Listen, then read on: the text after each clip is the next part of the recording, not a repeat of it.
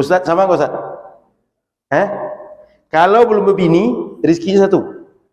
Berbini, rezeki suami, rezeki istri.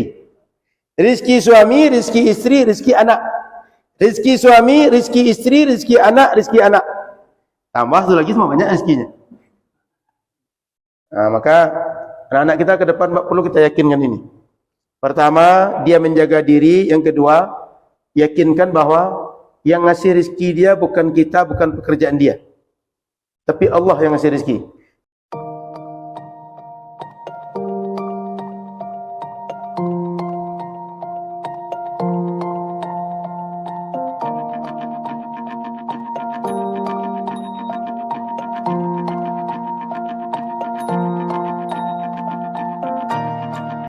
Assalamualaikum warahmatullahi wabarakatuh.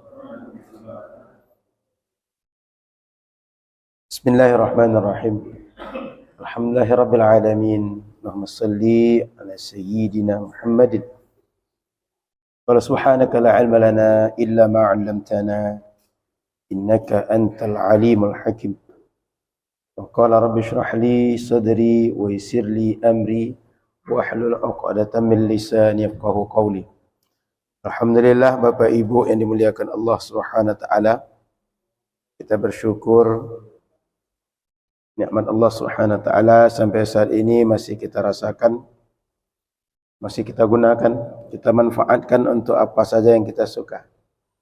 Mudah-mudahan segala nikmat yang Allah karuniakan menjadi sebab kebaikan, amal saleh yang bermanfaat untuk di dunia kita, bermanfaat untuk akhirat kita, insyaallah.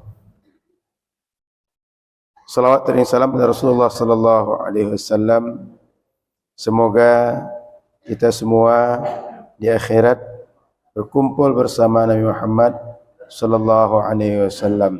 Amin ya rabbal alamin. Baik, malam ini kita sudah masuk pada bab yang baru.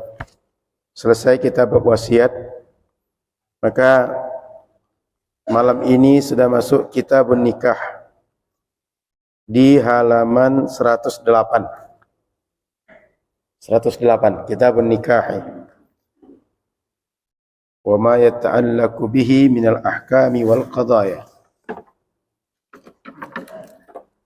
Bapak Ibu muliakan Allah Subhanahu wa taala, saya akan petakan lagi bahwa Islam itu secara umum muaranya adalah iman, Islam, ihsan. Iman berbentuk keyakinan atau akidah, kemudian amaliyah, perbuatan fisik. Sebagai bukti kita itu beriman. Yang ketiga, akhlak, keelokan budi. Kemudian kita kajian fikih itu berada di sini, mengkaji amaliyah, perbuatan-perbuatan yang dibuat oleh setiap muslim yang dia menjadi mukallaf dalam syariat. Mukallaf itu artinya orang yang dibebani kewajiban menjalankan syariat. Dalam bab fikih ini atau amaliyah ini, bab utama pembahasannya umumnya dibagi 4 oleh para ulama. 1, ibadah, artinya sebagai bentuk hamba menghambakan diri kepada Allah. Ini fokus di situ. Meskipun nanti di antara ibadah ini ada maslahat manusiawi, tapi fokusnya adalah mendekatkan diri pada Allah. Maka isinya ibadah ini salat, puasa, zakat, haji. Itu fokusnya ibadah ini. Lalu termasuk juga di sini ada pembahasan tentang kita kurban dan lain-lain. Lalu yang kedua pembahasan utamanya muamalah. Muamalah ini adalah kita berhubungan dengan orang untuk memenuhi kebutuhan-kebutuhan yang sifatnya lebih pada kebendaan. Sehingga jual beli, sewa menyewa, utang piutang, pinjam meminjam, gadai menggadai, kemudian terjadi ada mudharabah, murabahah, terjadi berbagai bentuk kerjasama dalam berbisnis. Ada nanti berdamai dalam persengketaan bisnis, ada mengakui pemilikan atau mengingkari. Lalu nanti ada bab orang-orang yang disegel, orang yang dibatasi transaksinya oleh syariat. Ada lagi menghidupkan lahan yang mati, ada wakaf, ada hibah, dan berbagai hal yang terkait dengan kebutuhan yang sifatnya kepada orang lain itu bersifat barang. Ada lagi kebutuhan pada orang lain sifatnya bukan barang, tapi kepada diri orang. Disebut bab munakahah. Atau disebut juga di sini kalau di kampus al-ahwal as-sakhsiyah. Pernah dengar ada nama prodi ahwal sakhsiyah? Kalau di UIN, YIN, Sekolah Tinggi Islam, ahwal sakhsiyah. Atau ada istilah lain, fikih keluarga. Dalam bahasa Arab, fikhul usrah. Ini secara umum, munakahah, ahwal sakhsiyah, fikih keluarga atau fikih usrah. Kajian kita sedang fokus di bab yang ini. Ini alhamdulillah selesai. Ini selesai. Lalu dalam hubungan manusia ternyata dia mungkin saja timbul sengketa di antara mereka. Penyelesaian sengketa ini disebut dengan permasalahan jinayat. Ada maksudnya nanti kriminal, ada perdata, dan berbagai hal yang tersangkut dengan nyawa, kehormatan, fisik orang. Jadi kelas di antara kita, terjadi bunuh-membunuh, menyakiti orang, menuduh zina, atau meminum khamar, dan berbagai hal yang dia terlarang oleh syariat, sehingga dilakukan oleh orang dia melanggar syariat, dihukum dengan hukuman syariat, nama babnya jinayat. Makanya kalau kita masuk kepada fakultas syariah, ada jurusan prodinya jinayat, ada ahwal saksiyah. Apalagi yoga selain itu prodinya syariah. Apa Ustaz? Biasa prodi di sini. Fikih perbandingan ya. Fikih perbandingan mazhab. Ada lagi? Jinayat, ahwal saksiyah, fikih perbandingan mazhab. 3. Apa? Hukum keluarga yang ini. Ahwal saksiyah. Hukum keluarga, ahwal saksiyah sama. Dan artinya ketika kita masuk prodi hukum keluarga, satu bab ini fokus kita. Masuk pada jinayat atau hukum pidana, bab ini pembahasan kita fokus. Yang dia semuanya adalah satu kesatuan daripada keilmuan yang bernama fikih. Yang fikih ini satu di antara 3 ilmu pokok dalam Islam. Sumbernya adalah Islam. Islam itu dari mana sumbernya? Ya Al-Quran dan Sunnah. Sunnah, ijma' ulama, kemudian qiyas, dan berbagai dalil-dalil yang lain. Hasil kesimpulannya menjadi akhlak, jadi iman, jadi amal. Yang amal tadi menjadi 4 bab utama. Bab jihad ada yang masukkan ke sini, ada yang masukkan ke sini. Nanti ada perhakiman, bagaimana syarat qadhi. Kemudian bagaimana caranya kita memperkarakan suatu perkara, dan seterusnya masuk ke sini. Jadi inilah gambaran Islam itu secara rumah besarnya. Makanya ketika disebut di sebagian tempat kita belajarnya fikih ibadah, maka dia pembahasan tertutup di sini. Maka jangan berharap nanti kalau kita mengundang ustaz atau minta ustaz, ustaz kami di masjid kami buat kajian tentang fikih ibadah. Jangan bahas masalah akidah di situ. Kenapa? Tidak masuk dalam bab itu pembahasannya. Jangan bahas tentang mawaris di situ. Jinayat jangan di situ. Kenapa? Bukan itu babnya.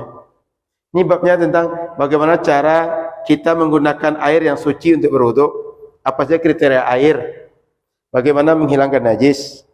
Apa saja jenis najis? Kemudian bagaimana cara kita mensucikan diri kalau kita berhadas, hadas besar, hadas kecil? Saya ingin menegaskan pada Bapak Ibu, kita ada dua keadaan dalam diri kita yang menyebabkan kesucian kita batal. Sucian itu artinya tak sah kita ibadah dalam kondisi itu. Satu namanya najis, yang kedua namanya hadas. Hadas dan najis ini secara umum memiliki kesamaan. Apa kesamaan? Kalau ada pada diri kita, tidak sah kita sholat, tidak boleh kita melakukan berbagai ibadah yang syaratnya harus suci. Tawaf enggak boleh. Itu kesamaan. Perbedaannya, najis ini umumnya bentuknya materi, atau bahasa sebagian kawan kita hissi, kasat mata. Saya tengok najis itu, ternyata kita lihat bendanya, darah, nanah, kotoran manusia, kotoran hewan, kemudian bangkai, muntahan, nampak semua tidak? Itu bendanya nampak. Tapi kalau hadas, saya bersenggolan dengan perempuan yang saya halal menikah dengan dia, tak ada penghalang, nampak tak bekasnya? Atau kalau kentut nampak benjol di muka misalnya, enggak nampak bekasnya kan? Hadas itu begitu. Hadas itu imateri, enggak nampak bekasnya. Sehingga kalau ada orang batal wudu, kita enggak bisa paksakan, kamu dah batal, kamu sholat juga. Enggak bisa kita paksakan dia ngaku atau tidak. Kenapa? Enggak bisa dibuktikan. Kan cuma dia yang tahu dia kentut kan? Maka ini beda utama keduanya. Satu bisa kasat mata, yang satu tidak. Lalu hadas ini secara umum besar dan kecil. Hadas besar, cara mensucikannya mandi wajib. Hadas kecil, cara mensucikannya wudu.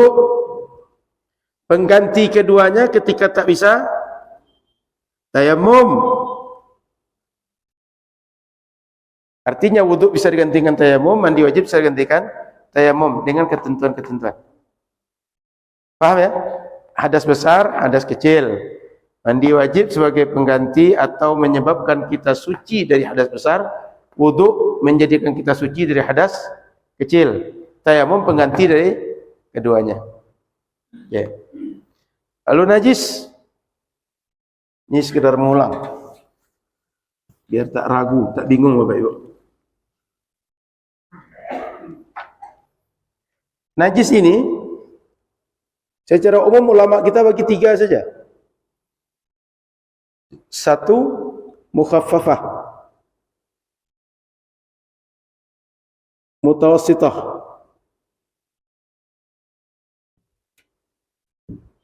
mughallazah.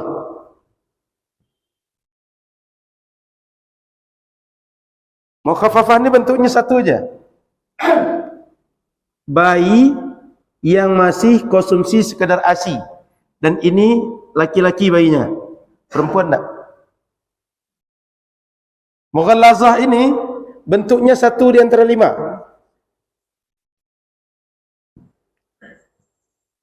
Babi, guguk, anak guguk nikah dengan babi, anak babi, 5 anak guguk. Ini 5 ini mughallazah. Babi, anjing, anak anjing dan babi, anak babi saja, mohon maaf. Anak babi tambah hewan halal lainnya. Contoh, dia nikah dengan kuda. Atau anak, anjing dan hewan halal lainnya. Mana tahu ada anjing nikah dengan kambing, lahir anak hasil peranakan mereka, entah apa istilahnya. Jadi babi, anjing, anak anjing dan babi, anak babi dan hewan halal lainnya, anak anjing dan hewan halal lainnya, atau hewan-hewan yang lain lah. 5 ini najis mughallazah. Selain itu mutawassithah, kotoran kita, kotoran hewan, darah, nanah, kemudian bangkai, banyak lagi yang lain. Tapi yang perlu dia hafal ini enggak ada lebih dari itu, ini juga enggak ada lebih, cuma itu saja. Bentuknya terbatas di sini, yang ini baru luas. Cara membasuhnya, kalau ini sekedar percikkan air. Saya misalnya, anak bayi saya gendong sampai kencing, basah baju saya atau badan saya ambil air, suci saya. Tapi kalau ini 7 kali dengan 7 kali dibasuh, 1 di antara 7 itu dicampur tanah dengan air. Syukurlah kotoran kita tak masuk mughallazah ini. Kalau masuk mughallazah ini, setiap buang air besar, buang air kecil, nyucinya 7 kali sekali dengan air dan tanah. Makanya jangan sampai sebut kotoran manusia najis mughallazah, susah nanti membersihkannya. Mutawassithah baru kotoran manusia termasuk di situ. Cara membersihkannya, alirkan air sampai hilang bekas najis itu di bagian yang kena. Kalau kau pakaian berarti hilang dari pakaian, kalau badan hilang dari badan. Sehingga mohon maaf kalau sempat bapak-bapak kencing, sehingga mohon maaf terpercik pakaian sebagian, badan sebagian, bersihkan yang kena itu semuanya. Boleh dibawa solat lagi. Kalau belum bersih, bawa najis. Jadi ini secara ringkas, ada mukhaffafah, ada mutawassithah, ada mughallazah. Mughallazah bentuknya 5, mukhaffafah 1, selain itu mutawassithah. Ini sekadar ngulang saja, kan sudah saya jelaskan sini juga, untuk memeta kembali. Karena ada juga yang menganggap najis itu mughallazah semua. Sehingga saya khawatir bapak-bapak nanti susah untuk BAB. Kalau saya BAB membersihkannya susah. Saya buang air kecil membersihkannya susah. Syukurlah hanya najis mutawassithah. Jadi ada najis, ada hadas. Itu perlu dibedakan keduanya. Najis tak membatalkan wudu. Artinya kalau bapak berangkat dari rumah, di rumah tadi wudu, sampai depan masjid atau di jalan, karena di sini kadang-kadang anjing dia buang air di sembarangan. Begitu kita kurang hati-hati sedikit, terinjak kotoran anjing. Sampai sini cukup pergi ke keran, cuci, selesai urusan. Atau sempat gigi terantuk ke dinding, tidak hati-hati jalan, keluar darah, bersihkan darah, satu sholat. Atau ada anjing atau kucing kencing samping kita, dikencingi kaki kita, dikiranya kita patung lama-lama berdiri kan, dikencingi, tinggal bersihkan saja, tidak perlu ulang wudu. Semua najis tidak membatalkan, tapi hadas membatalkan wudu kita. Paham ya? Oke. Saya balik. Jadi pembahasan kita masuk bab hukum keluarga atau ahwal syakhsiyah atau fikih usrah. Kita tak bahas lagi bab yang lain, karena ada yang sudah selesai, ada yang belum masanya nanti dibahas sekarang. Nanti baru setelah ini masuk kepada bab yang keempat, jinayat. Bagaimana hukumannya kalau ada orang bunuh orang lain? Bagaimana hukumannya kalau ada orang menuduh orang lain berzina padahal tidak? Bagaimana hukumannya kalau ada seseorang dia minum minuman memabukkan, khamar? Bagaimana kalau ada orang dia pukul orang lain sehingga patah kaki orang? Ada nanti hudud, ada ta'zir, ada ta'dib dan lain-lain. Agak paham peta sedikit? Terbayang? Jadi kalau mengundang ustaz kajian fikih ibadah, kajian seputar di sini. Solat baru nanti banyak macam solatnya. Ada solat wajib, ada solat sunnah, solat sendiri, ada solat jamaah. Solat jamaah nanti ada yang di waktu tertentu, ada waktunya tidak tertentu. Sehingga ada Idul Fitri, Idul Adha, Ada nanti tarawih, ada witir, ada tahajud, ada salat tasbih, salat qabliyah, salat ba'diyah, dan berbagai bentuk salat. Zakat nanti ada zakat fitrah, ada zakat mal. Zakat mal nanti ada banyak lagi. Ada zakat perdagangan, zakat pertanian, perkebunan, kemudian zakat emas dan perak, zakat penemuan barang atau barang tambang. Kemudian haji. Haji pembahasannya ada nanti haji, ada umrah. Haji ada haji qiran, haji ifrad, haji tamattu'. Nanti ada rukun haji, ada wajib haji. Ada sunnah haji, ada larangan ihram, ada tawaf, ada sa'i, ada tahallul, ada tawaf wada, dan semuanya. Kemudian kurban, kemudian akikah masuk di sini. Sebagian menambahkan ada jihad pembagian di sini. Jadi itu pembahasannya. Kalau masuk fikih ibadah, kalau masuk fikih muamalah kita sudah selesaikan. Ada jual beli, hutang piutang, ada akad salam, dan lain-lain. Gambar petanya. Kita lanjut di kitab kita. Bismillahirrahmanirrahim. Qala al-musannif rahimahullah taala, an-nikahu mustahabbun liman kana yahtaju ilaihi. Itu tulisannya kayaknya ada salah itu. Limkan tulisannya kan? Liman yahtaju ilaihi itu. Liman yahtaju ilaihi. Kafnya hilangkan. Liman yahtaju ilaihi. Liman, kafnya hilangkan. Itu kan limkan nampaknya kan? Itu liman, kafnya hilangkan. An-nikahu mustahabbun liman yahtaju ilaihi. Bahasa kitanya, nikah itu sangat dianjurkan atau nikah itu disunnahkan liman, bagi siapa saja orang yahtaju ilaihi, yang dia perlu atau dia butuh untuk menikah. Ini penjelasan satu kalimat itu. Wa yajuzu lil hurri ay yajma'a baina arba'i harair. Dan laki-laki yang merdeka boleh menikahi 4 orang perempuan. Boleh 4, Pak? Ini di kitab. Bu, boleh 4, Bu? Isi kitab. Kalau baru 1 berarti ada 3 lagi. Tapi jangan takut, Bu. Cuma pengajian kitab saja. Menyatakan boleh, bukan menyuruh.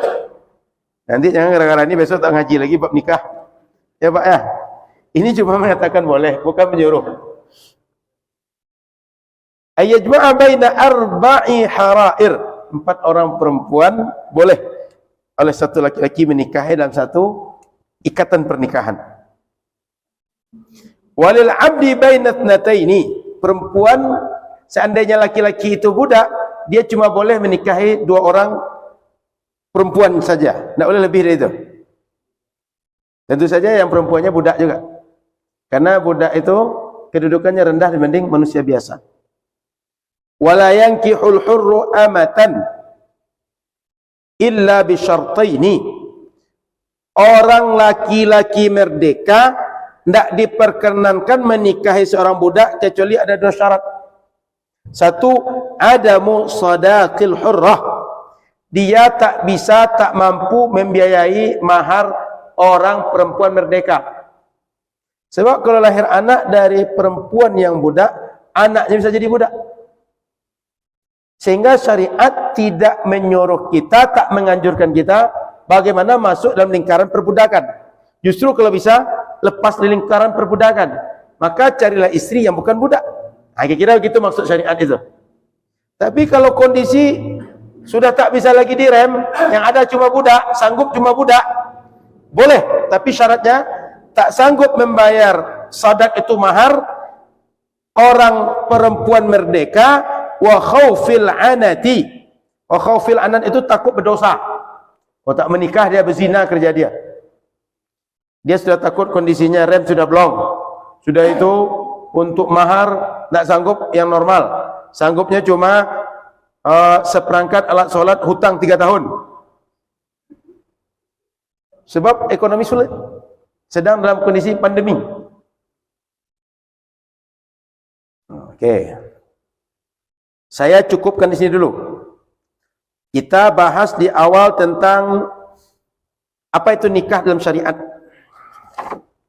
Dalam syariat disebut dengan nikah secara pengertian asalnya menurut bahasa, menikah itu al-dhammu wal jam'u. Bahasa kitanya berkumpul, bersatu. Orang yang tadinya laki-laki dan perempuan tidak mereka bersama, sekarang jadi bersama. Menikah jadikan mereka bersama. Bisa satu rumah, bisa membangun satu entitas, membangun sebuah kelompok masyarakat kecil. Itu yang menikah itu. Sehingga menikah itu tujuannya untuk menyatukan orang, mengumpulkan orang. Maka jangan berpikir menikah itu untuk berpisah. Sehingga orang dulu itu jarang betul yang menikah kemudian berpisah. Coba ya.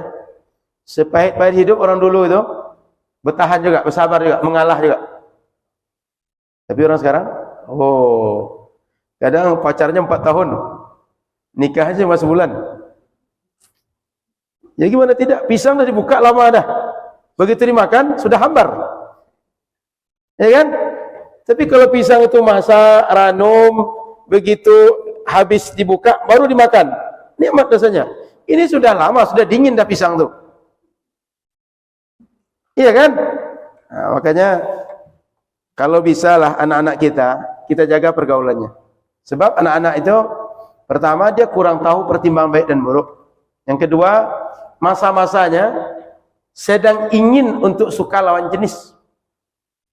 Kalaulah tak ada rem dari orang tua, apalagi kita sibuk, anak dengan dunia dia, segala fasilitas dia punya, kapan mau pergi ada mobil, ada motor, kapan mau belanja ada uang, kapan mau nongkrong ada uang, HP di tangan, pulsa lengkap, data penuh.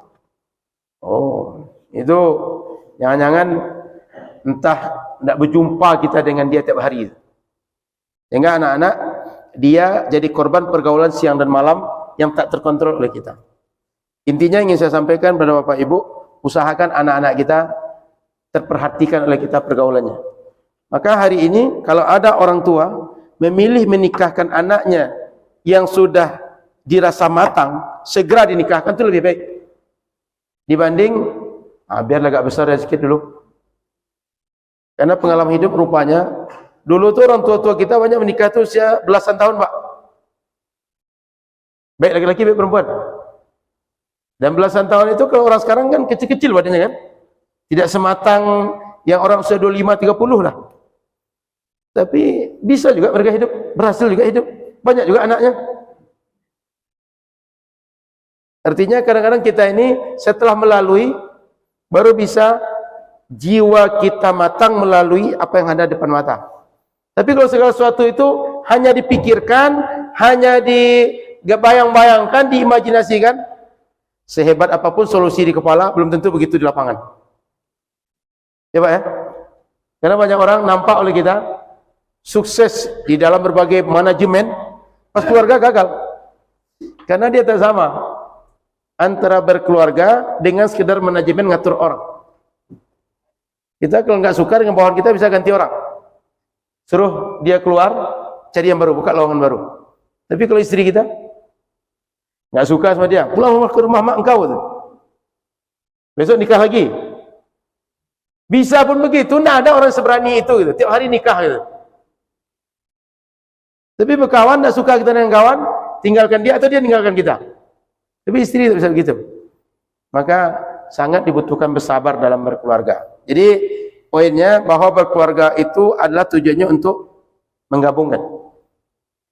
Maka dalam syariat menikah itu akad yang memperbolehkan dua pasang manusia, maksudnya laki-laki dan perempuan jadi sepasang, mereka saling menyalurkan kebutuhan kesenangan manusiawinya yang diperkenankan oleh syariat. Nah, itu kira-kira akad itu. Jadi mulai bergabung, mulai bersama, menyalurkan kebutuhan yang disenangi oleh manusia dari manusia secara legal syariat. Dan nikah ini disuruh oleh agama berdasarkan Al-Quran dan hadis, Pak. Bukan sekadar kita menilai kayaknya baguslah orang ini nikahkan semuanya, tidak begitu. Tapi ayat Al-Quran dan hadis Nabi. Sehingga saya mungkin undangan yang saya terima rata-rata ada ayat itu. Wa min ayatihi an khalaqalakum min anfusikum azwaja litaskunu ilaiha. Di antara tanda kebesaran Allah, dia ciptakan laki-laki, juga ada pasangan untuk laki-laki tadi. Dia ciptakan perempuan, juga ada pasangan untuk perempuan tadi. Sehingga ayat tadi secara tidak langsung menyuruh kita untuk menikah. Dalam Al-Quran Allah juga katakan, fankihu ma qabalakum minan nisa. Nikahilah oleh kalian perempuan-perempuan yang baik untuk kalian nikahi. Akhlaknya baik, perangai baik. Fankihu, perintah untuk menikahi. Nikahilah oleh kalian. Itu Al-Quran menyuruh gitu. Secara tidak langsung Al-Quran disebutkan juga bahwa segala sesuatu Allah jadikan berpasang-pasangan. Artinya manusia juga punya pasangan hidup. Dalam Al-Quran lagi, Ustaz, ini hafal ayat Ustaz. Surah An-Nur ayat 32-33 Ustaz.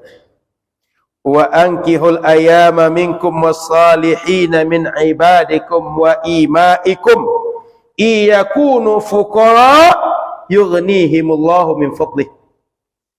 Kepada para wali, nikahkanlah oleh kalian anak laki-laki kalian yang belum punya istri, anak perempuan kalian yang belum punya istri, supaya mereka menikah. Termasuk budak laki-laki dan budak perempuan kalian, nikahkan mereka.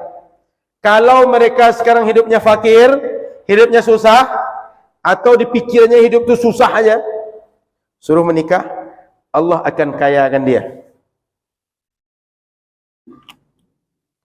Yoga 1 tambah 0, 1 tambah 1, 1 tambah 1 tambah 1, 1 tambah 1 tambah 1 tambah 1. 4 ini sama atau tidak? Ustaz, sama enggak Ustaz? Kalau belum berbini, rezekinya 1. Berbini, rezeki suami, rezeki istri. Rezeki suami, rezeki istri, rezeki anak. Rezeki suami, rezeki istri, rezeki anak, rezeki anak. Tambah satu lagi, semua banyak rezekinya. Betul kan? Nah, cobalah bayangkan. Kalau sendiri rezekinya 1 cuma. Makanya wajar sering hati enggak tenang. Kalau menikah, karena rezekinya bertambah, hati jadi tenang. Minimal kita punya istri, orang tak punya istri. Ya Ustaz, ini Ustaz beritahu nih Ustaz, nggak usah teori yang sulit betul. Karena yang sulit betul itu payah untuk dicerna, payah untuk dikerjakan. Ini aja lah. 1 tambah 0 tak sama dengan 1 tambah 1. Itu dia. Jadi Al-Quran bahasa itu, iyakunu fuqara, kalau dia susah, Allah akan kayakan dia. Tengoklah, rata-rata orang yang sudah menikah itu bisa sukses. Tapi orang kaya muda itu ada sikit. 1 dalam 1000. Ya Pak Ji? Yang kaya muda. Rata-rata orang yang kaya itu, kaya dalam artian beruang banyak masa kitanya, itu setelah mereka mapan, berkeluarga, punya istri, punya anak rata-rata. Kenapa? Orang kalau sendiri banyak risaunya, banyak gundah gulana, mana tidak tenangnya. Tapi dengan keluarga, ketika dia butuh curhat, ada kawan samping. Ketika terasa berat, beban berat betul, mau nangis depan orang malu, tapi depan istri. Jadi itu gunanya Ustaz. Kalau Ustaz nangis depan saya ketawa. Cemen kata saya. Tapi depan istri, dia urutnya punggung Ustaz. Ya Ustaz. Tapi jangan nangis terus. Baik, jadi Bapak Ibu rahmati Allah SWT, kita perlu meyakinkan anak-anak kita, karena sebagian dia itu menurut kita mampu, tapi ada ketakutan dalam dirinya. Yakinkan mereka bahwa kita dulu juga pernah begitu. Begitu dilalui, ternyata banyak yang kita takutkan depan kita nggak pernah terjadi. Tidak hanya dalam menikah, dalam bisnis, dalam berorganisasi, dalam bermasyarakat, banyak yang kita takutkan enggak terjadi. Termasuk kalau kita buat acara misalnya, kan berbagai kekhawatiran terjadi itu. Gimana kalau lampu mati nanti? Gimana kalau hujan turun? Gimana orang tak datang? Kan sering gitu ya Pak ya? Gimana kalau ustaznya terlambat? Gimana kalau ustaznya tiba-tiba sakit? Tapi ternyata setelah kita lalui, semua ada solusinya. Tak datang ustaz, imam kita maju kan? Tak datang ustaz, kita isi dengan acara anak-anak penampilan misalnya. Ya kan? Ternyata Ustaz, kita makan sama-sama, pas pulang bagi sembako, orang berkumpul, maksud di acara tercapai juga. Maka dalam hidup ini hal-hal keyakinan ini karena dia abstrak, Pak, nak nampak kasat mata, banyak orang tak yakin. Maka anak-anak kita ke depan perlu kita yakinkan ini. Pertama, dia menjaga diri. Yang kedua, yakinkan bahwa yang ngasih rezeki dia bukan kita, bukan pekerjaan dia, tapi Allah yang ngasih rezeki. Rezeki kita, rezeki dia, rezeki anak dia, rezeki suami dia atau istri dia, Allah yang ngasih. Jalurnya sudah diatur oleh Allah masing-masing. Tinggal kita menjadi bagaimana orang yang taat, orang yang mengerjakan apa yang Allah mau saja lagi. Ya, kita bisa buat analogi lah. Kalau ada di antara beberapa anak, satu anaknya patuh, taat, apa yang kita mau dia kerjakan, apa yang kita perintah dia lakukan. Yang lain kerjanya hendaknya terus. Yang lain kerjanya culasnya terus. Asal diperintah dia lari. Asal minta tolong lama selesainya. Serunya nilai, mana lebih Bapak suka dibanding sekian orang kalian itu? Si Anu Pak ya. Tanya kenapa Bapak suka dengan dia? Dia patuh. Dia kalau Bapak kerja suruh dia kerjakan. Gitu juga lah Allah kira-kira nak. Kalian disuruh sholat nggak mau sholat. Wajar nggak kalau Allah ketika kalian butuh dia nggak memenuhi segera apa yang kalian butuh itu? Nah gitu kira-kira Bapak Ibu. Sebab terlalu sulit berdalil itu dengan orang-orang. Menghafal dalil aja sulit dah. Apalagi menjelaskan kepada orang yang tak paham. Maka kita cari pemikiran-pemikiran yang gampang untuk dipahamkan kepada mereka. Tapi itu penting. Lanjut. Dalam hadis Nabi, kata Nabi, ya ma'syarus sabab. Anak-anak muda. Anak muda sudah Nabi ini. Kenapa? Karena muda ini yang sedang butuh-butuh nikah. Orang tua udah habis dah masanya. Makanya kalau ada orang sudah umur 60 tidak juga nikah, tidak usah tawarkan nikah lagi. Dah habis masanya. Kalau saya ada dekat sini yang di Masjid Darul Aman, saya biasa lihat itu. Umur lebih 60 sering dicandain. Anda usah tawarkan lagi. Kayak Pak Ustaz aja lah, kayak yoga aja lah. Kemudian, man istata'a minkumul ba'a falyatazawwaj. Siapa saja yang sanggup untuk berkeluarga, sanggup dia untuk memimpin keluarga, hendaknya lah dia menikah. Kenapa? Karena menikah itu lebih membuat pandangan kita tertunduk, kemaluan kita terjaga. Kalau nggak sanggup, dia pengen nikah tapi nggak sanggup, rajin-rajin puasa. Kenapa? Fa innahu lahu wija. Puasa tadi menjadi penjaga bagi orang yang butuh nikah tapi tak sanggup untuk menikah. Makanya sebagian kita kalau sudah pengen nikah tapi banyak hal yang buat kita bisa nikah saat itu, dengan berbagai pertimbangan, banyak-banyak puasa agar naluriah manusia kita tetap normal, tapi dia tersalurkan dengan cara yang baik dan dia teralihkan dengan cara yang mulia menurut syariat. Karena kalau tidak, apalagi lingkungan tak pula mendukung, kemudian timbul pula banyak masalah, apalagi anak-anak broken home, kemudian background agama kurang, kontrol lingkungan lemah, itu banyak anak-anak kita yang rusak di situ. Oleh karena itu, syariat suruh kita untuk berpuasa. Kemudian Bapak Ibu rahmati Allah Subhanahu wa taala, poinnya adalah bahwa nikah ini disuruh oleh syariat. Sudah itu, apa hukum menikah? Hukum lagi. Kalau hikmah mungkin Bapak Ibu bisa memahamilah. Di antaranya mendatangkan ketenangan, dapat keturunan. Ada beda antara yang hak dengan yang batil. Kalau yang batil itu nikah atau tidak, akad atau tidak, dia salurkan. Kalau yang hak itu dengan nikah baru dia salurkan. Hukum ada 5. Sunnah atau mustahab bahasa fikihnya. Sudah itu mubah. Sudah itu ada makruh. Sudah itu ada haram.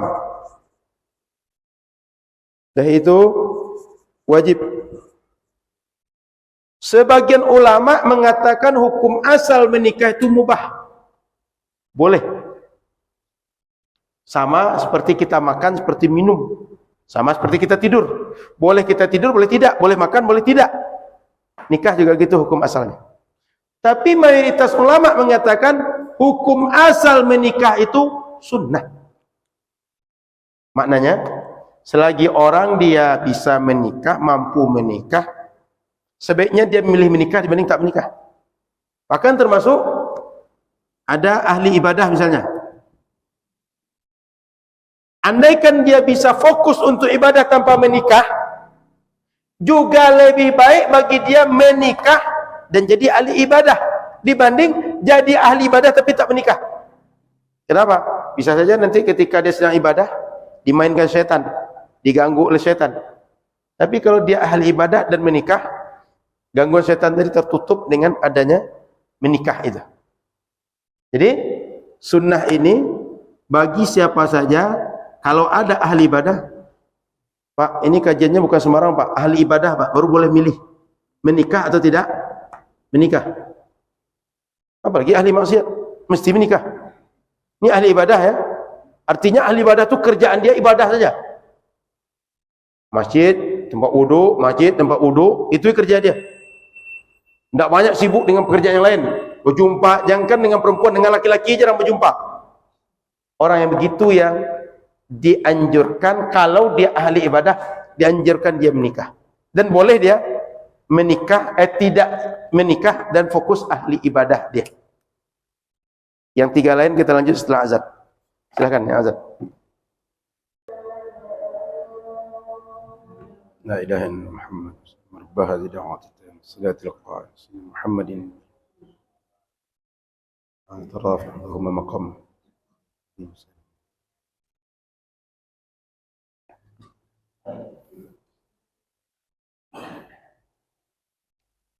Kita masuk pada tiga hukum yang lain.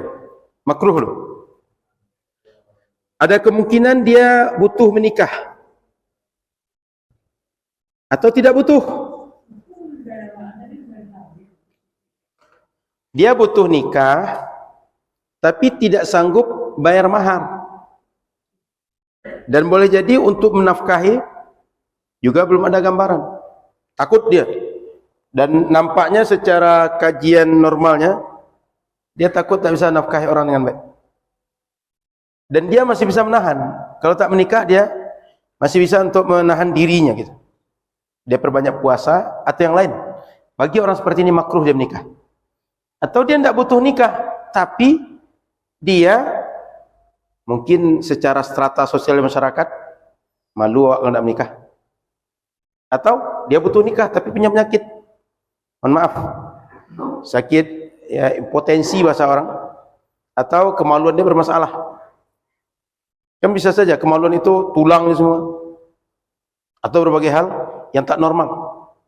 Maka yang seperti ini dia kan nampak normal fisik, tapi ada yang paling menentukan dalam menikah tak bisa diwujudkan.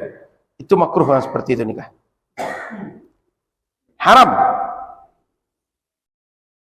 Bila dia kalau menikah kerjanya tidak bisa mewujudkan hal-hal yang menjadi kewajiban pernikahan. Tak menafkahi, menyakiti keluarga, menzalimi anak, tak bisa tanggung jawab. Orang seperti ini meskipun dia sanggup bisa menafkahi, tapi dia bisa menzalimi keluarga, haram bagi dia menikah. Wajib dia sanggup. Kadang-kadang sudah bisa jatuh kepada zina, kemudian bisa menafkahi, wajib orang seperti ini nikah. Masa sekarang orang mapan, mampu menikah, bisa menafkahi, anggap pekerjaan dia jelas, gaji tiap bulan dia, atau untuk penghasilan bulanan dia, ini sudah nampak, sudah berapa tahun ini tengok stabil. Ini wajib orang seperti ini menikah. Sehingga hukum-hukum ini akan bisa berubah antar satu orang dengan yang lain karena sebab keadaan masing-masing. Bukan hukumnya yang tidak yang tidak pasti, yang tidak jelas, tapi setiap orang punya keadaan yang berbeda. Maka hukum dalam fikih itu dia kadang dipengaruhi oleh orang. Masalah sama tapi keadaan orang tak sama. Dua tempat. Satu tempat orangnya kalau tak menikah aman dia dalam bergaul masyarakat. Satu tempat menikah dia tak aman, apalagi tak menikah. Itu beda hukumnya. Yang ketiga, waktu. Ada di waktu itu orang semua aman saja tak menikah. Ada waktu tertentu orang kalau tak menikah jatuh daripada zina. Itu beda hukumnya, nggak bisa disamakan. Maka ada beberapa faktor yang menyebabkan satu kejadian dengan yang lain itu hukumnya berbeda, padahal masalahnya sama. Oke. Jadi ini 5 hukum. Maka anak-anak kita kalau bisa ini dikerjakan mereka. Kalau sudah begini jangan kasih ampun lagi. Kalau perlu paksa menikah, bantu dia di awal menikah sampai dia bisa untuk mandiri. Kenapa? Takut dia berdosa, kita pula malu, jadi aib dia, aib kita pula. Itu lebih kurang secara manusiawinya. Kemudian Bapak Ibu rahmati Allah Subhanahu wa taala, ketika mencari pasangan hidup, Nabi sudah menggambarkan tabiat manusia itu ada 4 penilaian terhadap perempuan biasanya, Pak. Ini tabiat manusia berakal atau tidak, manusia beragama atau tidak, rata-rata begitu. Kata Nabi, tungkahul mar'atul arba'. Pertama, faktor yang menjadi daya tarik utama itu adalah faktor fisiknya. Cantik.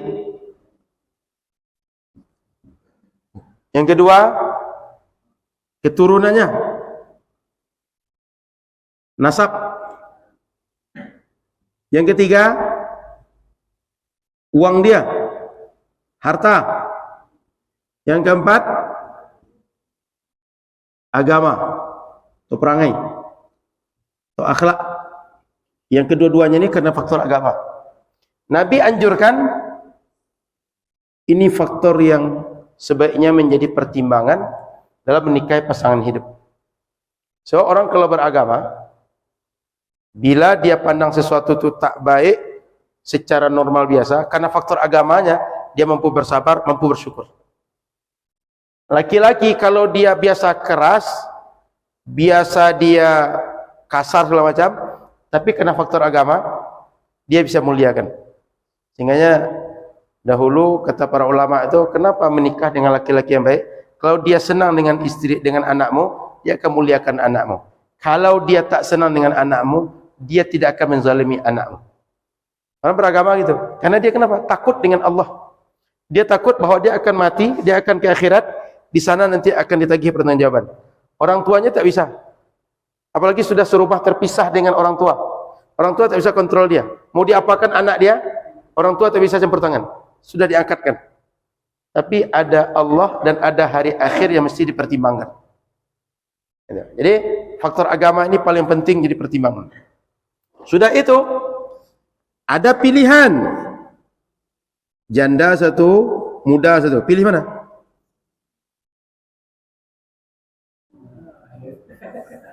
Nabi menganjurkan yang muda. Pilih yang muda.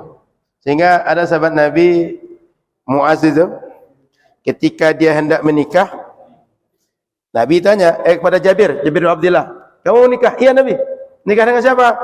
Ada seorang perempuan, dia punya anak 7. Suami dia meninggal.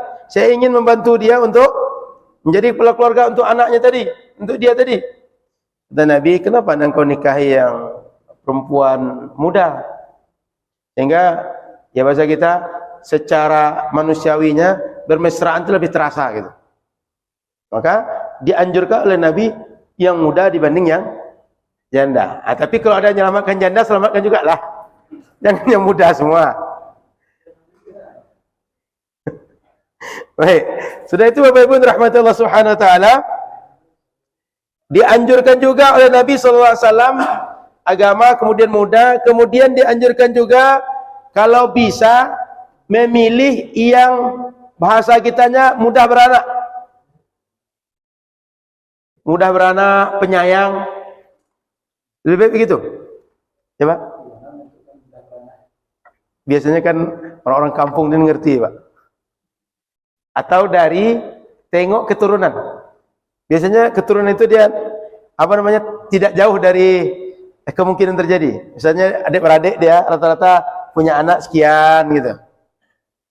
Karena Nabi suka umat ini punya anak, punya keturunan dan mereka ramai. Sehingga di akhirat kata Nabi, ini mukatsirun bikumul umam yaumal qiyamah. Aku nanti akan bangga kepada nabi-nabi yang lain, umatku paling banyak dibanding Nabi Adam, dibanding Nabi Musa, dibanding Nabi Ibrahim, dibanding nabi yang lain. Jadi Nabi suka begitu. Sehingga Nabi kalau menganjur nikah, al-walud, al-wadud. Al-walud itu yang mudah beranak atau banyak anak. Jadi kalau ada orang punya anak 1, yang satu lagi punya anak 5, Nabi lebih suka dengan anak 5. Sudah itu al-wadud, yang punya rasa cinta atau yang penyayang. Jadi jangankan kata Nabi, kita sajalah ada satu perempuan kasar, ada satu yang lembut, suka yang mana? Yang lembut lah. Jadi Nabi menganjurkan itu. Kenapa? Agar kita sabar, agar kita lebih menikmati pernikahan. Yang Nabi menganjurkan al-walud, yang punya anak, al-wadud, yang punya rasa cinta, rasa kasih sayang dalam dirinya. Kemudian tentu akhlak-akhlak yang lain. Ini di antara beberapa ketentuan. Dan laki-laki juga begitu. Kata Nabi, "Idza ja'akum man tardawna dinahum", kalau datang ada orang yang agamanya baik, wa khuluquhum, akhlaknya bagus, fazawijuhu, nikahkan anak kalian dengan dia. Wa illam takun, kalau saya tidak dinikahkan, saya siap saja akan banyak terjadi berbagai kerusakan dan fitnah di dunia ini. Kenapa? Ya, orang yang sudah sanggup menikah tak dinikahkan. Orang yang sudah patut nikah tak dinikahkan. Maka yang terjadi adalah orang yang patut menikah tadi, dia melakukan hal yang di luar yang normal. Dia melakukan hal yang tak sejalan dengan syariat. Makanya Bapak Ibu rahmat Allah Subhanahu wa taala, ada seorang tabi'in itu, Said bin Musayyib namanya. Anaknya dilamar oleh khalifah. Itu anak khalifah. Berarti sekarang anak presiden melamar anak ulama itu. Dia ulama di zamannya. Ulama terkenal di zamannya. Tidak mau dia nikahkan. Begitu dia berpikir, jangan-jangan anak saya dengar bahwa dia ada yang melamar. Dicarinya muridnya yang menurut dia paling terbaik. Dipanggil muridnya, kamu mau nikah tidaknya? Saya mau nikah tuan, tapi saya tak bisa menikah dengan apa? Saya bukan orang sini. Ya balik kita lah orang merantau. Saya ini orang Bandung, ke sini cuma pergi belajar. Tak ada biaya saya. Tak sanggup saya menikahin. Lalu sudah, kamu siap jalan nikah. Nanti malam datang ke rumah, saya nikahkan kau sekarang. Nikahkannya. Pas pulang ke rumah, tu bini kau, ambil bini kau katanya. Digituinnya. Orang dulu kan biasa begitu. Sampai di sana, dia ceritakan bahwa anaknya ini, dia tangannya pontong, kakinya lumpuh, matanya buta, telinganya pekak. Rupanya maksudnya anaknya terjaga. Anaknya ini tak sembarang berjalan, tak sembarang menyentuh, tak sembarang melihat, tak sembarang mendengar. Rupanya dari generasi itu lahir para ulama-ulama berikutnya, orang-orang hebat. Nah, sehingga Bapak Ibu rahmatullah taala, ini sebagai pelajaran bahwa menikahkan anak dengan orang yang baik secara duniawi, dengan orang baik secara ukhrawi, itu punya pengaruh untuk masa depan dia. Termasuk Umar bin Abdul Aziz, itu ibu dia adalah seorang yang dipilihkan Umar bin Khattab. Waktu itu dia pergi ronda, dia dengar sebuah rumah, seorang ibu dengan anak cakap, "Nak, ini susu kita agak kurang hasilnya." Dia kan biasa orang sana itu jual susu domba, kambing, habis diperahnya agak kurang, musim agak kurang bagus. Kita tambahin dengan air biar banyak dapat uang. Mak, jangan mak. Kalau kita tambah dengan air orang enggak tahu. Tapi Allah tahu. Ya kata maknya, enggak apa-apa, khalifah kan enggak tahu. Jangan mak. Khalifah enggak tahu, orang enggak tahu, tapi Allah tahu. Mendengar itu, kata Umar, ini baik orangnya, takwanya bagus. Datang dia ke rumah, dia tanya anaknya, "Kamu siapa yang mau nikah? Siapa yang sanggup antara kalian menikah?" Maka menikahlah anak Umar, Hashim, lalu dinikahkan dengan perempuan tadi. Dari pernikahan itu rupanya lahir khalifah berikutnya, namanya Umar bin Abdul Aziz. Jadi Umar bin Aziz itu masih keturunan Umar bin Khattab. Dari mana dia dapat keturunan yang hebat begitu? Dari pemilihannya terhadap perempuan yang baik. Makanya kalau ada orang-orang baik, agamanya baik, Bu, ini Pak Imamnya agamanya baik nih Bu, imam sholat kita deh Bu. Kalau ada Pak Irza misalnya nanyakan, "Bu, ada anak menikah enggak?" gitu. Terimalah Pak Imam kita nih Bu. Ayoga juga Bu, masih muda juga. Mana ganteng yang dua nih? Oh, ganteng yoga sedikit. Pak Imam ganteng banyak. Dia dah lama dipakai dah gantengnya katanya. Nah, jadi kalau ada nanti terima juga lah. Kasihan kita lama-lama. Mudah-mudahan insyaAllah dimudahkan Allah dan semua kita nanti bisa membawa anak-anak kita untuk cara yang hidup mulia, hidup terhormat, menikah yang melahirkan keberkahan. Amin ya rabbal alamin. Kita lanjut di pekan akan datang. InsyaAllah nanti akan kita bahas lagi tentang muqaddimah nikah, tentang melihat calon istri, meminang, kemudian nanti ada minang itu ada khidbah, kemudian kadang kita kasih hadiah saat mengkhidbah. Bagaimana kalau gagal pernikahan, kemudian bagaimana orang sudah dilamar, ternyata datang kawan lain menyalip. Paham ya? Dilamar pula yang lain. Tak jadi dengan pertama, dengan kedua jadi. Gimana pernikahan dia? Kita bahas dalam pertemuan akan datang, insyaAllah. Terima kasih. Mohon maaf salah dan kurang. Semoga manfaat. Subhanakallahumma bihamdika. Asyhadu an la ilaha illa anta astaghfiruka wa atubu ilaika. Assalamualaikum warahmatullahi wabarakatuh.